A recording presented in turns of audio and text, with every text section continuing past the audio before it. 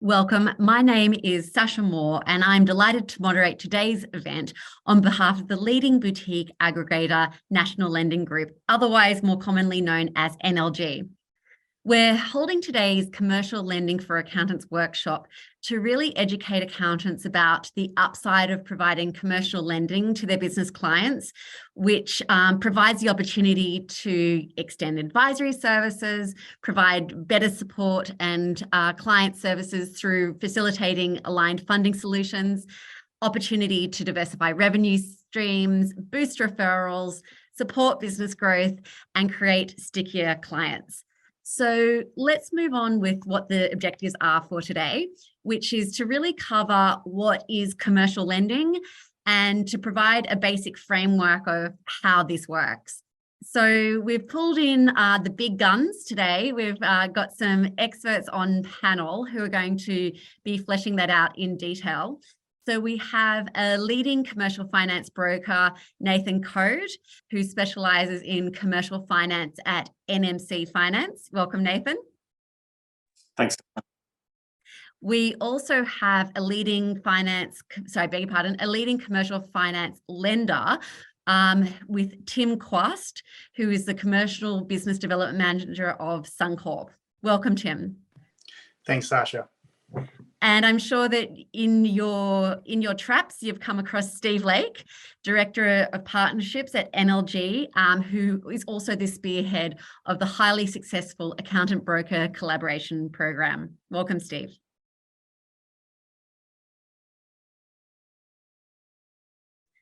Technology and me. Hello, everyone. Hello, Sasha.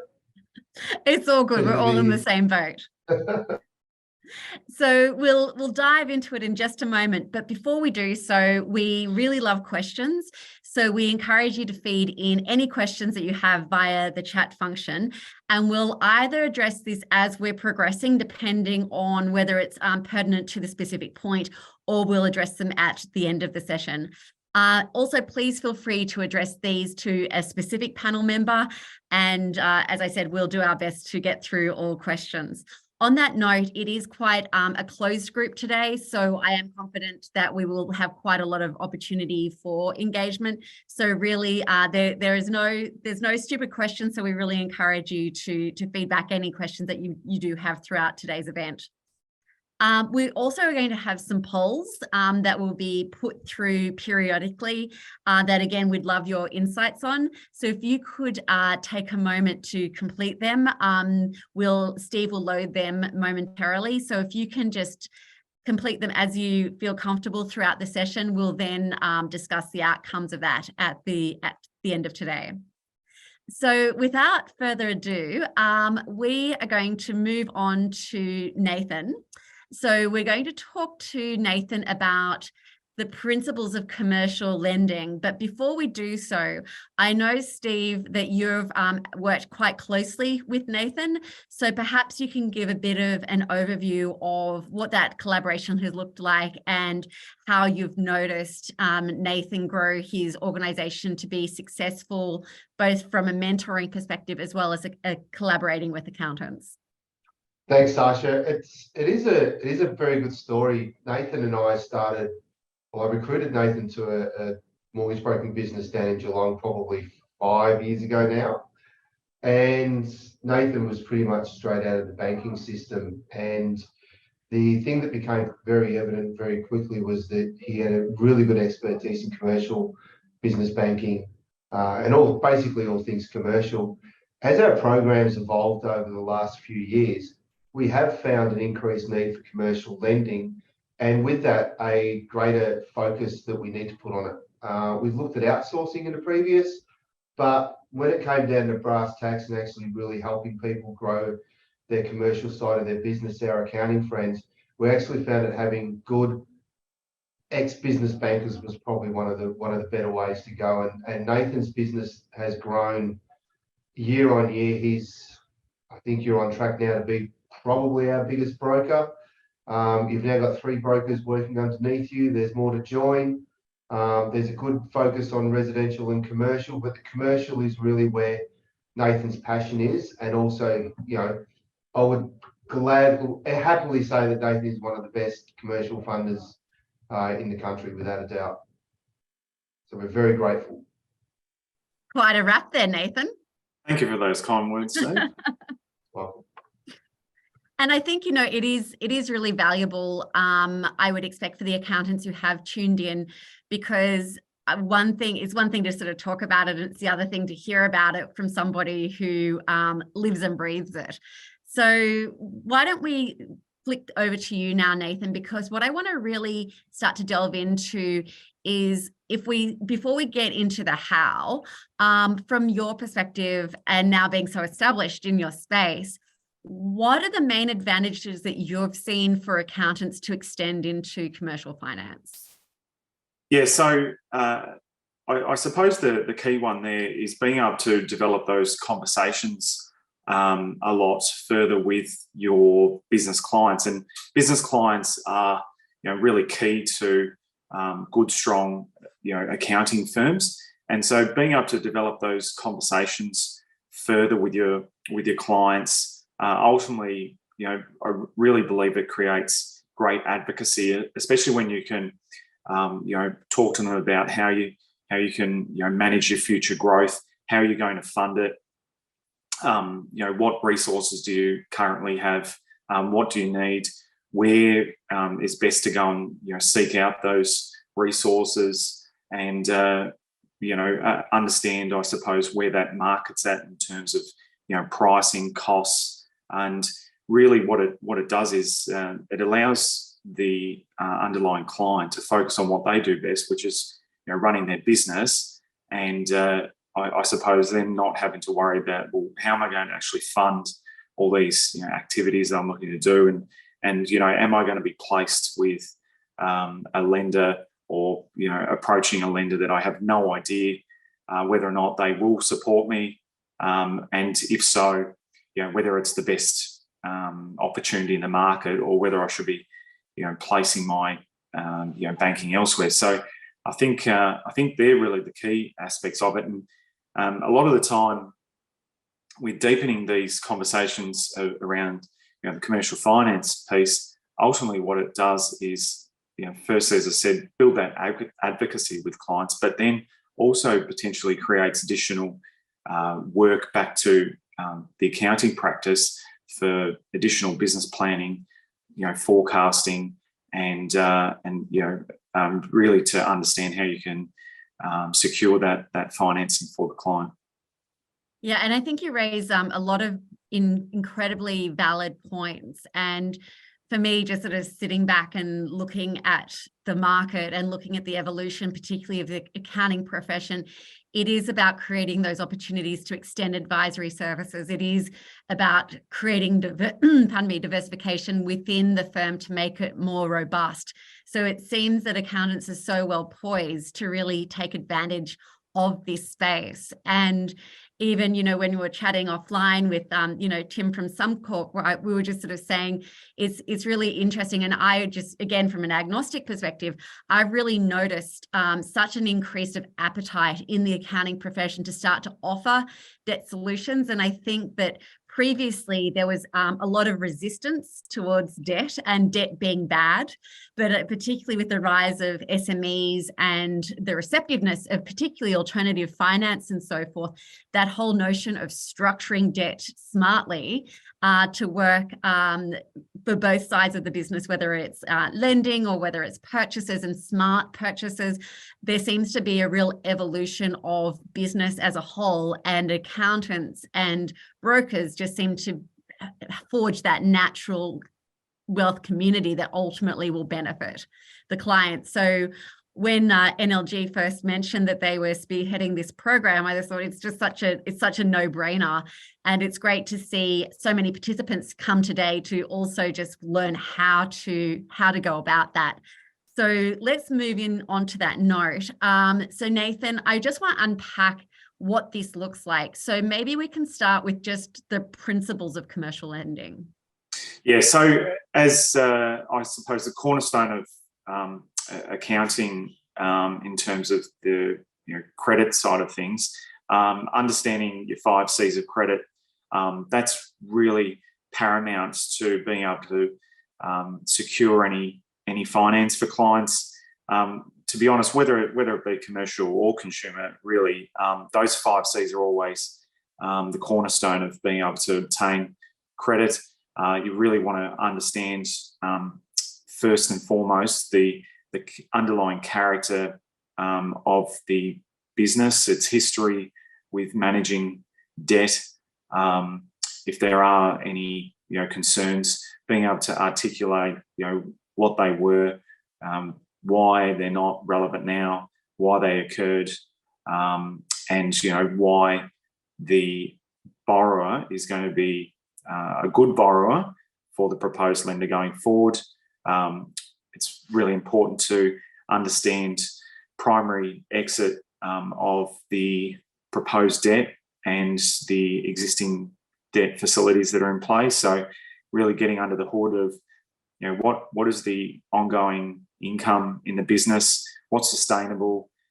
If we're looking at being able to fund future growth requirements for capital expenditure and subsequent working capital requirements, really understanding what the forecast would look like, and ideally on a 3-way basis, depending on the size and scale of the business. Definitely once you're looking into SME and that sub-commercial space, really important to be able to look at a 3-way forecast to understand that primary exit. Additional to that, that capital piece. So what hurt money is going in, what hurt money is already in the business, and what hurt money is prepared to be put up or skin in the game by the borrower.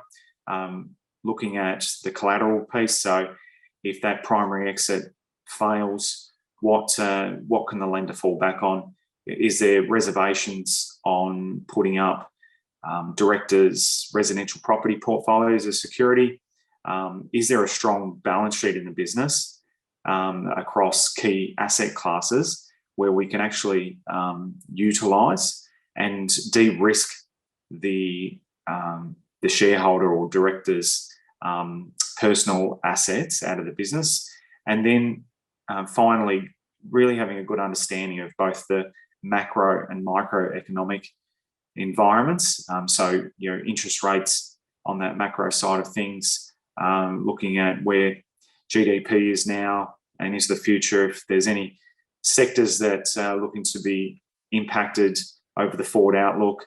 And then on a micro level, who are the client's key competitors? Are they causing pressures on supply costs, negotiations with their key clients, and substitute products? So understanding those competitive pressures is really important as well. And so I think the cornerstone of all commercial lending is around those 5 C's. Extending off that is understanding the product environments. So really want to ensure that the right products are aligned to the right purposes. And so expanding off that is really important. And then getting a grasp of, who are the right lenders to be placing clients with. And we look at, first, second, third tier lenders. The really exciting thing that I find about commercial lending, unlike home lending, is that it is a very, multiple shades of grey, type space. Unlike home lending, which is very black and white at times, really can find a home for most debt requirements with commercial finance in Australia. And so getting a good grasp of the market and the panel of lenders that's available to be able to find those solutions for clients. And sometimes that might just be an interim solution to resolve a short-term debt issue, to then look at being able to get the client back on the right track with a prime lender that's going to provide certainty going forward, both on capital requirements but also terms and conditions as well of those facilities. So that's really the key aspects to get across. to be able to, I believe, have a very wholehearted conversation with the client and put them in a good place to move their business forwards into the future, and which, obviously really helps the accounting side of it as well. Yeah, definitely. And one thing that you touched on that I thought we might just expand upon, my observations within the accounting profession, just moving on from that notion of debt being associated as negative, and now looking at what business requirements are, and as you mentioned, with the broad spectrum of alternative finance, as well as your traditional lenders really providing a very solid mix of products available. I guess at a very macro level, I would expect that there would be businesses primed for growth, and then there are businesses who are in or trying to offset distress. So from just that very top end perspective, what would your advice be to accountants as they start to consider engaging with, say, yourself or collaborating with a broker?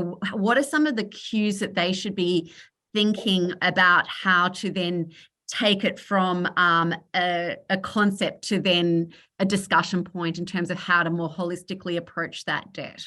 Yeah, absolutely. So one of the consistent key conversations that accountants are going to have with their business clients is around tax minimisation. And the good thing about debt is that the costs of raising debt are tax deductible.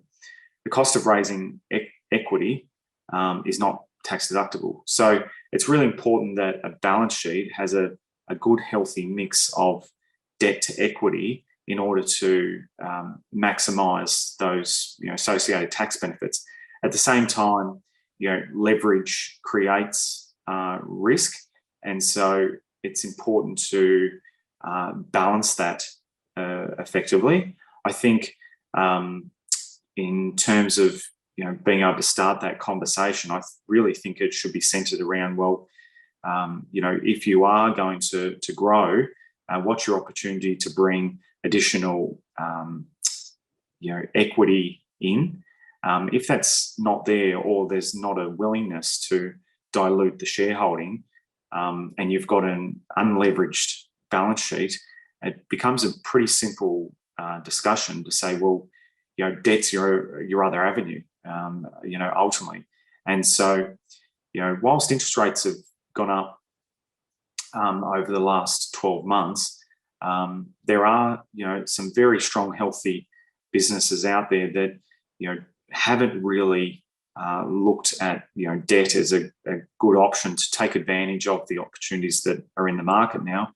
And, depending on the lender and the need, definitely debt is well manageable as long as it's done right with the right lender for the right purpose. And I think that's really key, and where that good advice is just so important.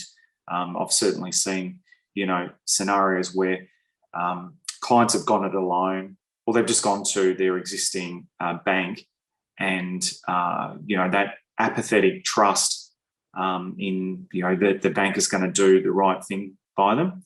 And sure, the banker might be doing the right thing for them based on that bank's policies and pricing strategy, but relative to the rest of the market, that solution that's at hand may not be anywhere near the best or most appropriate for that client. And so, as an accountant, being able to be across the market, both pricing and credit appetite, I think is very valuable to be able to serve your clients on a much more holistic basis.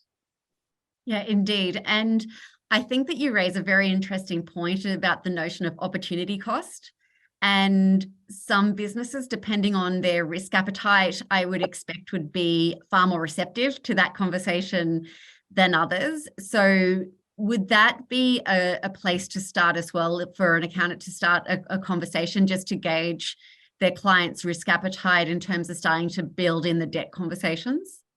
Yeah, absolutely. I also think it really is an education process as well, because if you've got a balance sheet that is 100% equity funded, that's a risk in itself.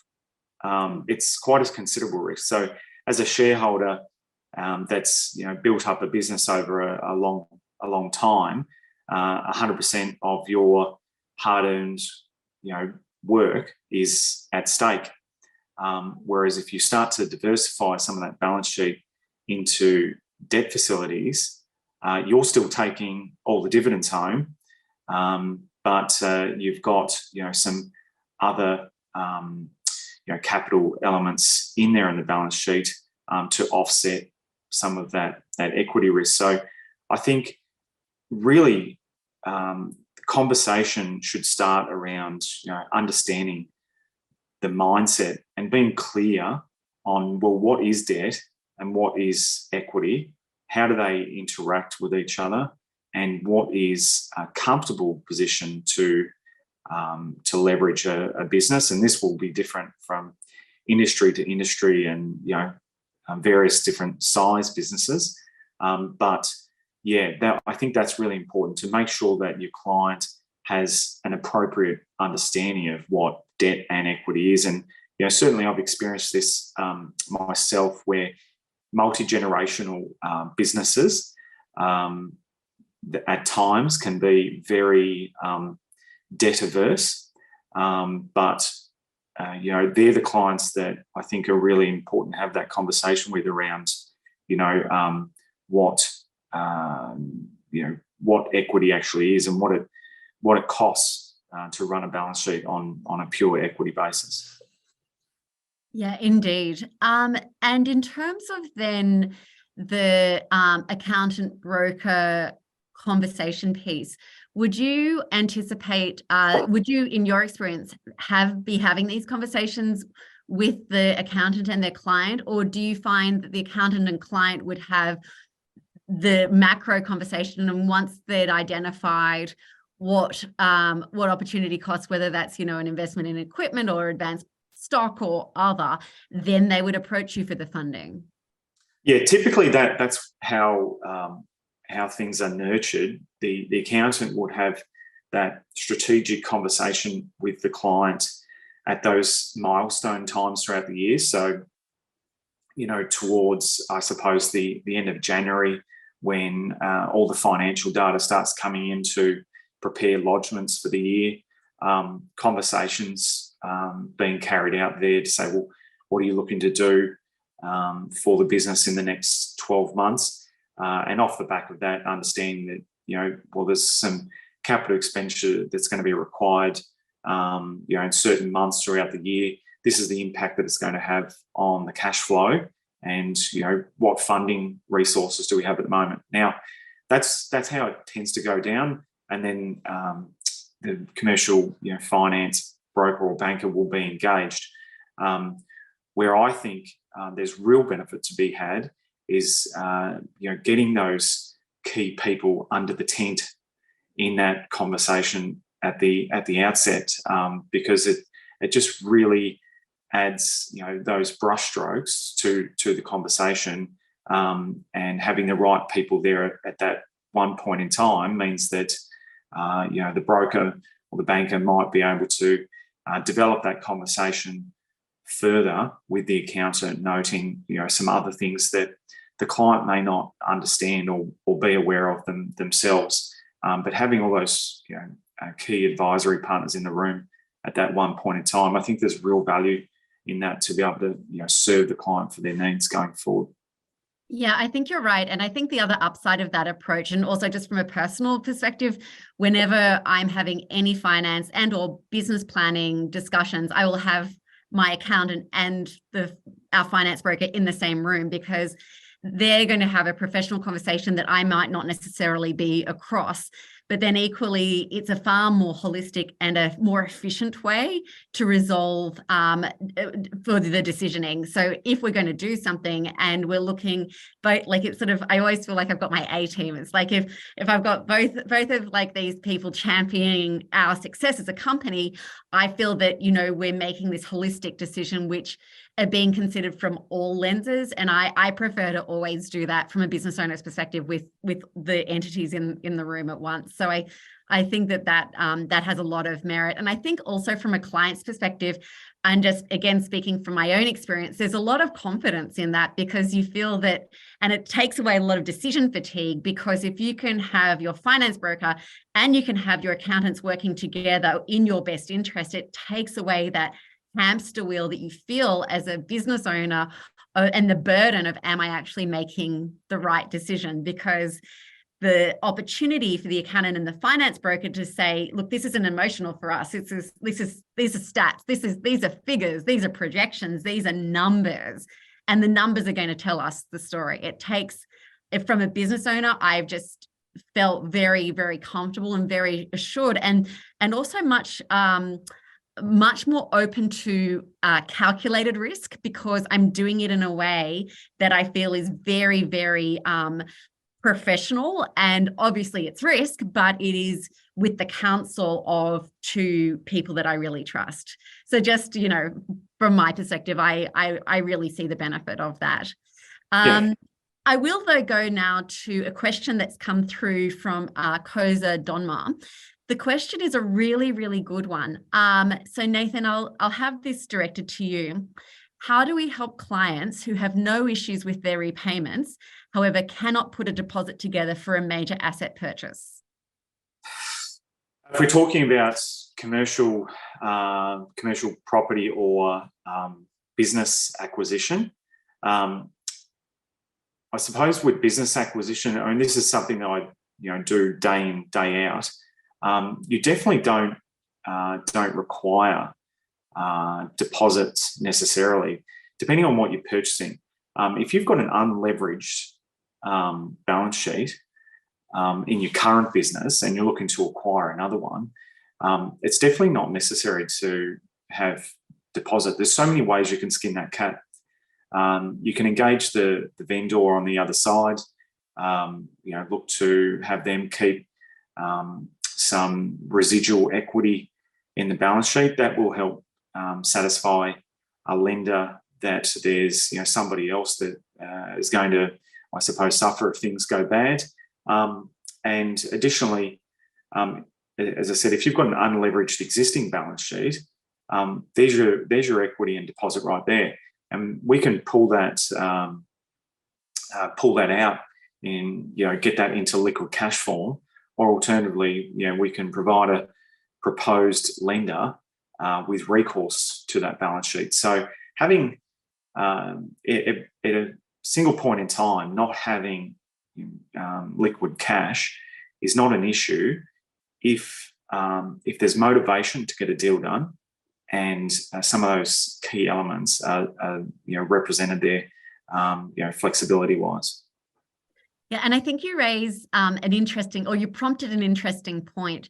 I think that, and again, this is my observation of market, it's natural to assume the home loan process is going to be similar to the lending process. So therefore, if you need a 10% or 20% deposit or whatever it is for your home, you're naturally going to require 10 or 20% deposit for a business purchase. But what I would really want to impress on the accountants who are here today, commercial lending and personal home lending are chalk and cheese. And I'm with you, Nathan. I love commercial finance, which is what we specialize in as well. And the reason I love it so much is there is an answer for everything. So, and I also love that, particularly now, there's such a tier. So, you've got the Suncorps of the world who have a very specific, what we call in marketing, niche sheet. So there's a very specific profile that Suncorp will have, which is very different to a profile that a non-bank or a private lender will have. So the opportunity from a business perspective is it really opens the opportunities in a landscape that just has not existed before. So everything from an accountant's perspective, any obstacle, and this is what I love with commercial finance, there's rarely an obstacle for a legitimate business that can't be overcome. And that's where I think the finance brokers are such wizards of the world, because they're across all of these products and all of these nuances. And I'm always amazed when my accountant and finance broker get together, the various contraptions of how they might envisage a scenario to look. So it's just such a different mindset. And again, from a business owner's perspective, it's like you would have no idea that these options even existed, because unless you're in the slipstream and you're in it every single day, you just wouldn't know what's available. So I'd really challenge the accountants on the call, as you were saying, Nathan, to just really start to have those conversations frequently with that wealth community, meeting the business, the finance broker, and the accountant, because the opportunity that also comes out of those conversations that I find is you start to think of things differently when you realize that you're not actually hindered by lack of available funds. Once you realize that you can get funds and you can get appropriate and aligned funds and done sensibly at staged ways, it just opens the floodgate of opportunity, which is where it's so exciting as well. Yeah, I absolutely agree with that. One of the things that I always remember with commercial finance is that ultimately the Australian market just prices for risk. So there's a lot of capital out there, and depending on the need, there's somebody that is willing to put that capital up at a price aligned to that risk. Home lending environment, has some various other overlays for our consumer protection environment in Australia, but really at the current point in time, business finance is a very open environment. There is really a solution for everything, albeit it may be an interim solution initially, with a longer term view to the actions later on. Absolutely. And I think that's the other thing I'd really like to impress, that again, if we're in home loan mentality that a lot of people have gone through, we're talking 25 or 30-year terms. But in commercial lending, it might be a loan for a week or a month or 6 months or 12 months or perhaps 2 years. So again, obviously being the rate reflecting risk and term, but these can be stopgap solutions. They can be longer term strategies. They can be part of a refinance. So again, with the accountants, I think it's a really valuable opportunity just to expand their business, remain in the driver's seat, but just really work in harmony and collaboration with all entities involved that will very much drive all businesses to be more successful. So on that note, Nathan, if we just maybe note that there are obviously, and accountants will be very aware of this, different times of the year for SMEs for planning or forecasts or investments or other. So we're now in April. To just get the conversation started, what would you suggest to the accountants listening today that they could start now to start the conversations with SMEs? Is there any upcoming natural time for SMEs sort of over the next period that would be an opportune time to start these discussions? Yeah, absolutely. So at this point in time, you'll have accountants finalising company trust financials or preparing them for a May deadline after extensions have been obtained. And once that P&L is available, it's one of the things that stands out is what's the net profit and what tax is associated to that. And one of the things that business owners don't like to do is pay tax, and I don't think anyone does necessarily, but definitely business owners. And it's just a really easy time to then say, well, what can we do with those profits to grow the business, grow the asset base, to be able to take the business further. And so talking about profitability, reduction of tax, and really, I suppose, leveraging those cash flows further is a really easy way to be able to start that conversation. Anywhere sort of up until that those financials being submitted, in May. Okay, perfect. Well, thank you so much, Nathan. Some always tremendous insights. Really appreciate your perspective. Tim, I'm going to now go to you because I know that you live and breathe commercial finance at Suncorp.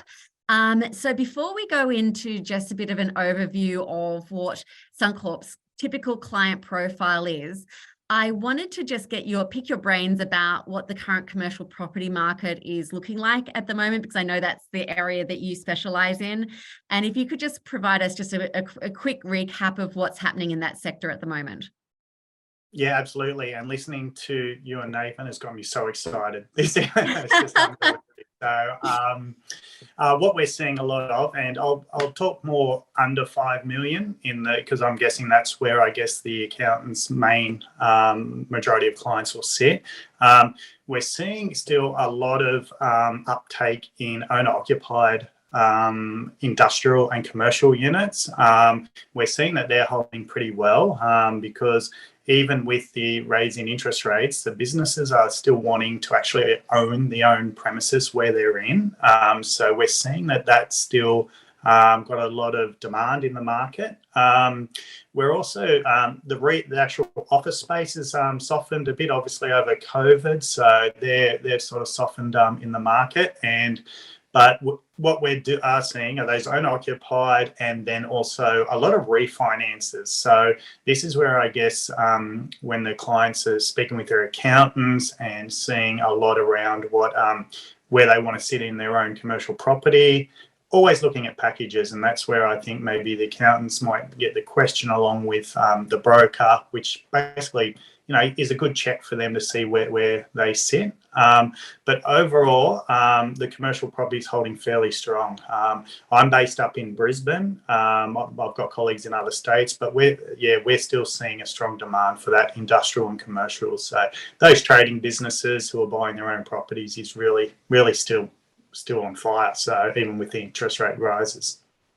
And I think you raise a really interesting point. And I often think that business sentiment and consumer sentiment, whilst they're aligned, they are quite different.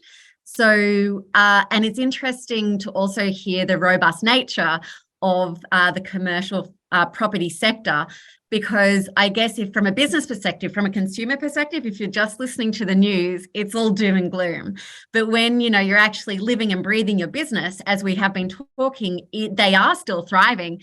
I think, again, speaking personally, I'm much more shrewd about running my business, but I'm much more open to different ways to do that. But I'm still very focused on expansion, growth, et cetera, et cetera. And I think if you look at the ethos of the entrepreneurial and business economy in Australia, I can see why that there is still such robust demand. And I think perhaps our job as a professional group is to also just educate our business clients that it is not all doom and gloom. And one thing that I consistently say to the lenders that we work with, that we've got to remind industry that it's not all clients are in distress, because the industry is growing. So it's interesting to get that perspective, Tim.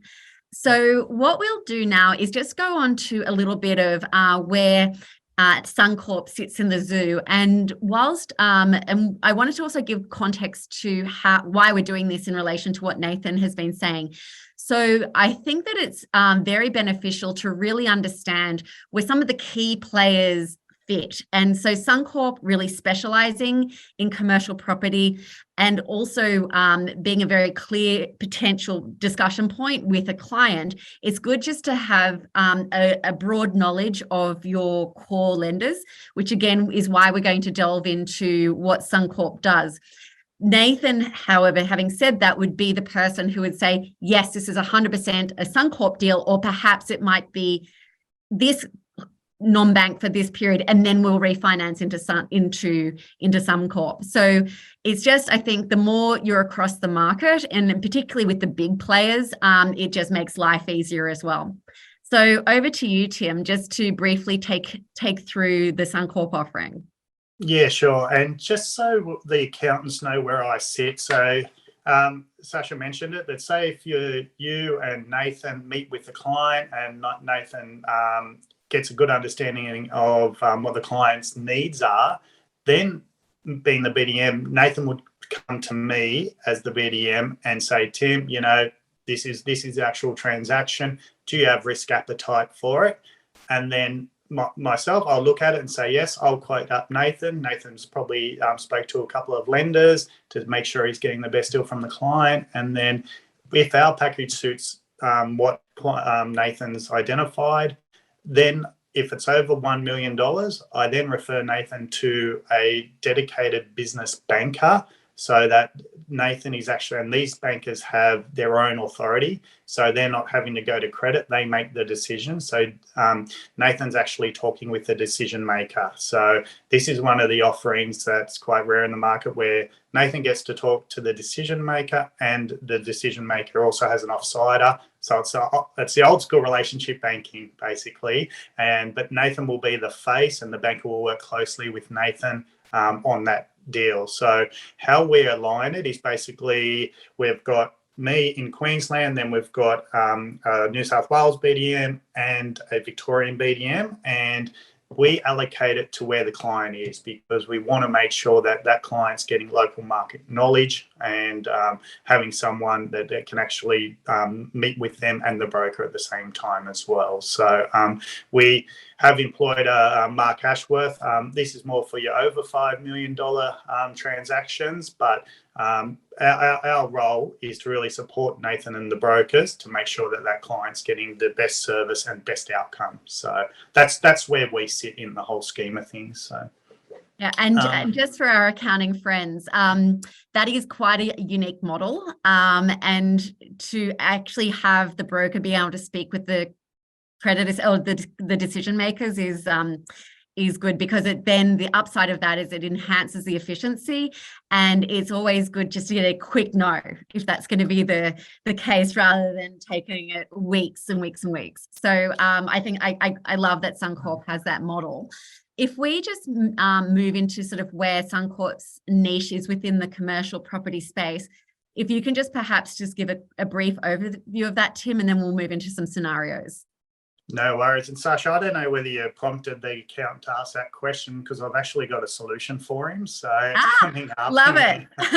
in the scenario part. But as you can see, and I've sort of worked just up to the 3 million again, because I think that's where the accountants were probably going to see the majority of deals here. But if we love commercial property, that's what our target market is. So if you've got your clients wanting to buy their own premises or investment, this is where I think we stand out, because for your question, for that person who said that, you can see on the chart here that we can go up to basically 100% of the commercial value of that property. So if you've got a client who's going, look, you know, I'm struggling a bit with getting the deposit because I want to keep my funds within my business, because that's what's going to grow. The cash flow of the business, I need that, and I want to actually just borrow those funds. We can go up to 100% for up to that. So what that works out is that 80% we can do over a 30-year term, and then the remaining 20% we do that on a 10-year term. So these are the sort of things that we've brought in place just recently to make sure that we're capturing the whole of the commercial property market. Basically, there is, and this is for owner occupied, under 1 mil for property investment, we can we still like to cap it at about 80%. Over 1 mil, it comes down to the lease. But this is for owner occupied ones. We want to do business with your clients. So that's a quick. And I think you raise a good point, Tim. And again, the reason I love commercial finance the whole time is it's changing the whole time, and the lender's ability to respond and predict trends and opportunities is so much quicker compared to the residential world. So then the upside for a business is, as you know, Nathan has also said as well, is, you know, there will be funding. Like, as long as it's a stable business, there will be a funding solution. And, you know, I love it that the lenders just change the whole time and are so responsive to market. It's a very dynamic place to be in. So let's now move into just some really common scenarios that you've found within your business, Tim. Yeah, sure. So the major ones that we're getting are those ones that who are operating their own business. For instance, this customer mechanic operates his own business, been leasing his warehouse, decides that he wants to purchase his own property. Now, these sort of transactions where they've got, you know, their own deposit or they're using the equity out of their own residential property, and we can go up to 100% of the value of their residential property as well, use that value. So this is probably the most one you'll probably come across with your clients, those who are leasing, who want to buy their own property. It's a straightforward deal where he's got the LVRs down at 74%. We can give a 30-year loan term. This is one big things with for accountants as well, is that gone are the days where we're giving you 15-year loan terms, you know, that they're more like bigger home loans these days, and you get all the bells and whistles, you get the offsets, the redraws, you get everything. So when a client he's talking to you about maybe purchasing the property, and Nathan will go through this with you, we can do 30-year loan terms with 5 years interest only, just so that it helps the client's cash flow, as well as building them the property portfolio in their commercial as well. So that's probably our most common one there. But in the second scenario is where the question from the accountant comes into play here. So this is one where the customer is a solicitor just wanting, again, to purchase her own premises. She wants to move into the city, and after discussing it with her accountants, she set up a new SPV to purchase this property, and just looking at to finance the full amount. So commercial property worth 2 million. We actually fund 2 million. We just split those up, as I said, 30-year option for the 80%, and then 10-year on the remaining 20%. So again, it's going to come down to the strength of the business and what Nathan was saying about character, what the 5 C's are there. But on the surface, if they want to keep the funds for growth or putting funds elsewhere, we're happy to ride that wave with that client. So so that's one that is different in the market, I guess. And then the next one, this is one where you get the actual a retail person who's got their business and looking at retiring, and then someone else wants to buy. So an employee wants to buy the actual business that they're working in. We can fund that as well. If they've got a property to put up as security, and what we then do is look for the experience of that person taking over, get an understanding of those financials of the business. We grab the financials of the business, understand that what the client's own position is, and then we can fund that against their property, again, over a long term. So they're not having to get a 5-10 year loan where the actual repayments are going to cripple the actual cash flow of the business. So we work closely with Nathan and the broker, other brokers, to really get a good understanding of what the long-term plan is with the client. So that's not like, let's just give them the property and then hamstring their business because all their money's had to go in a deposit. Or and so we work closely with the brokers and the accountant to make sure that we're giving them the right solution. So. And I think you raise an interesting point there, Tim, and it's definitely a shift that I've noticed in industry. It doesn't, from my observation, it doesn't matter whether you're whether you're a traditional lender or a bank, non-bank private, it's very much in the commercial space. It's all about the exit strategy. So how is the business going to afford this loan comfortably, and how are they going to exit it, and what is the plan for that? And that affects, that's really, I don't know if you've got another opinion about that, Nathan, but that to me really seems to be the driving force. What is the loan's purpose? How long is it needed for to achieve that purpose? And how can that be comfortably facilitated with an exit plan with buffer points? Is that absolutely the conversation that you'd expect? Yeah, absolutely critical. Those things are really, really important. So being able to comfortably know the ongoing nature and the strength of those cash flows into the future, the ability to repay debt. I mean, it's not just important for the lender; it's actually really important for for the client ultimately. Yeah, absolutely. Okay, well, let's move on. So that wraps your section, Tim. Before I go to a Q&A, is there anything else you'd like to add about Suncorp?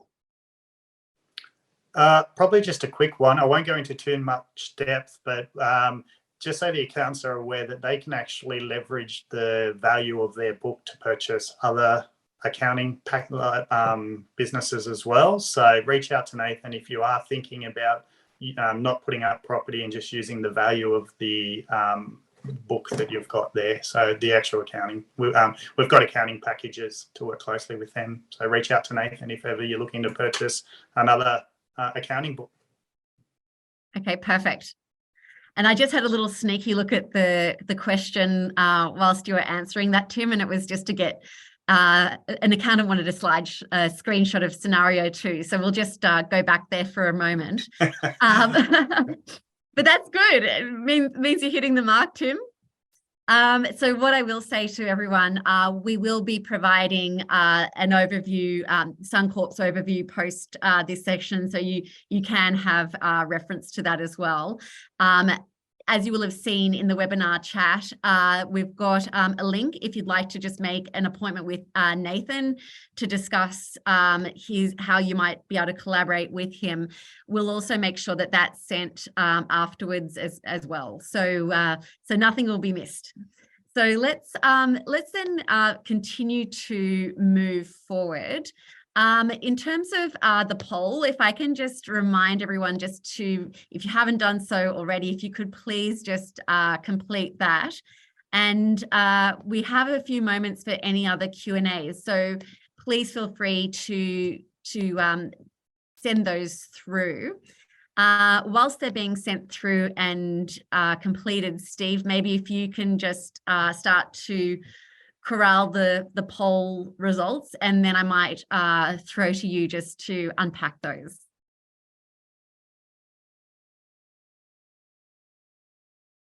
All right, thanks, Sasha. So we've got another poll that I'm going to throw out there in the next minute. So bear with me for a second.